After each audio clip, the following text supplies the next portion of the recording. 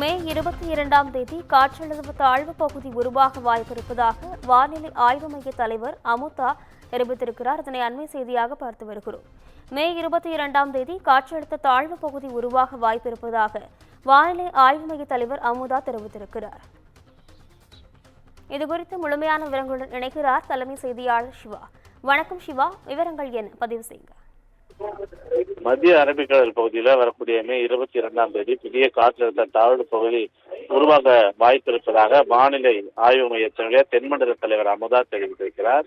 மத்திய அரபிக்கடல் பகுதியில் ஏற்பட்டிருக்கக்கூடிய அந்த காற்றினுடைய வேக மாறுபாடு காரணமாக இந்த புதிய காற்றழுத்த தாழ்வு பகுதி உருவாகக்கூடும் என்று தெரிவித்திருக்கக்கூடிய இதனால் கோவை மாவட்ட மலைப்பகுதி மற்றும் நீலகிரி மாவட்டத்தில் இன்று மிக கனமழைக்கான வாய்ப்புகள் இருக்கிறது என்றும் கோவை, ஈரோடு, திருப்பூர், தேனி, திண்டுக்கல், கிருஷ்ணகிரி, தருமபுரி, சேலம், நாமக்கல், திருப்பத்தூர், வேலூர், அதே போன்று ராணிப்பேட்டை, மதுரை, சிவகங்கை, ராமநாதபுரம் உள்ளிட்ட 17 மாவட்டங்களில் கனமழைக்கு வாய்ப்புகள் இருப்பதாகவும் வானிலை ஆய்வு மையம் தெரிவித்திருக்கிறது.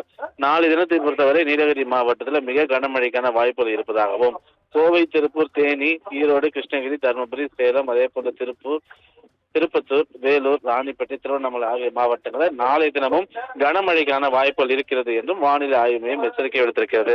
சென்னையில இன்றும் நாளையும் மிதமான மழைக்கு வாய்ப்புகள் இருக்கிறது என்றும் அடுத்த 2 நாட்களுக்கு வானம் மேகமூட்டத்துடன் காணப்படும் என்றும் தெரிவிக்கப்பட்டிருக்கிறது. தமிழகத்தில் கோடை மழையை பொறுத்தவரை வழக்கத்தை விட 90% அதிகமாக மழை பெய்திருப்பதாகவும் வானிலை ஆய்வு மையத்தினுடைய தென்மண்டல தலைவர் அமுதா தெரிவித்திருக்கிறார். சிவா, விவரங்களுக்கு நன்றி.